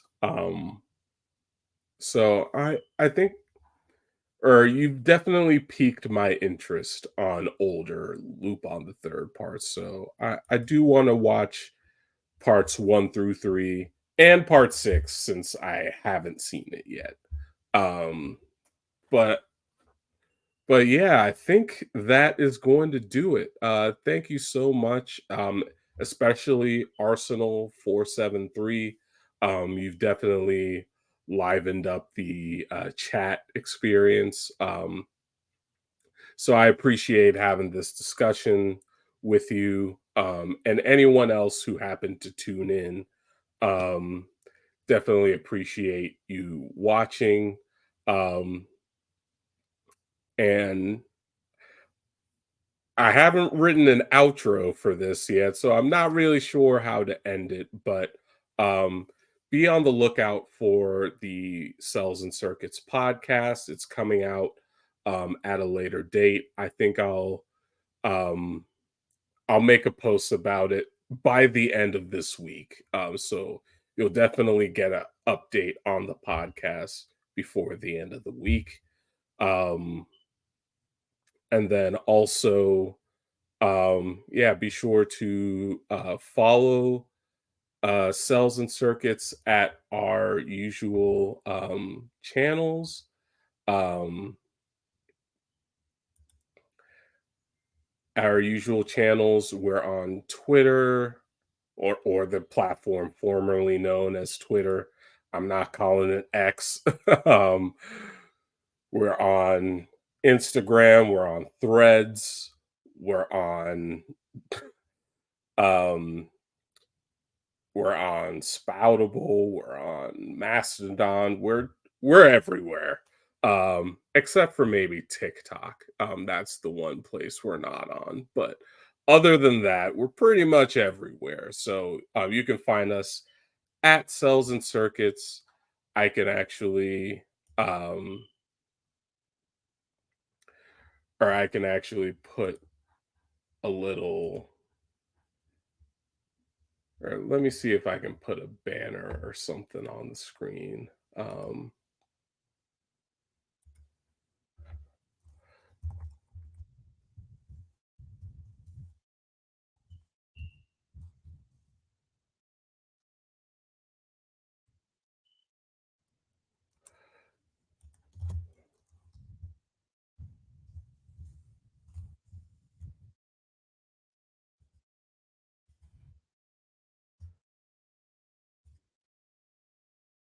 So, yeah, I mean, follow us at Cells and Circuits on social media. We're on the platform formerly known as Twitter. We're on we're on Facebook, Instagram, Threads, um, Mastodon, Spoutable. We're everywhere with the handle at Cells and Circuits. So, um, if you find us, please give us a follow. That'll be one of the main ways you can get in contact with us, um, or get in contact with me. And I definitely read all of the comments that I see on social media, so um, I'll respond to it. So if you like our content, that'll be the way to get notified of it. But also, listen to the podcast, the Cells and Circuits podcast, on any podcast platform that you listen on. We're definitely on there. So there's just a lot of ways to get in touch with us. But yeah, um, or you said, hey, no problem, man. Been a fan since 2020, so I try to tune in when I can. I appreciate you for being down since the beginning. Thank you so much. It means the absolute world to me that you tune in. I can't, or like, it really means a lot to me. So I appreciate you. And I will definitely be sure to shout you out in a lot more future episodes. But as a reminder, we have our um, tech news stream on Wednesday, as well as our gaming streams over on Kick on Friday and Saturday. So be sure to tune into those. Um, when you have the chance. You don't have to tune in live, but if you do, that is much appreciated. But yeah, that is going to do it for this animation news stream. I hope you are enjoying your Labor Day here in the US. If you're watching from abroad, I hope you're enjoying your Monday. And I will see you on Wednesday for the tech news stream. Um, yeah, this has been Chibeze. Um, for Cells and Circuits, this has been Chibeze, and I am signing off. Take care and enjoy your evening.